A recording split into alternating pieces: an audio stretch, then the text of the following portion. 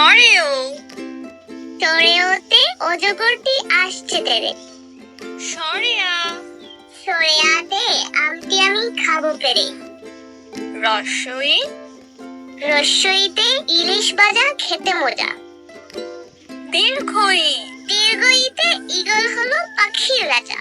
রস্য রস্যউতে উট চলছে মরুর দেশে। দীর্ঘ দীর্ঘউতে উষা হাসে পূব আকাশে। রি রিতে ষড়ঋতুর দেশ বাংলাদেশ।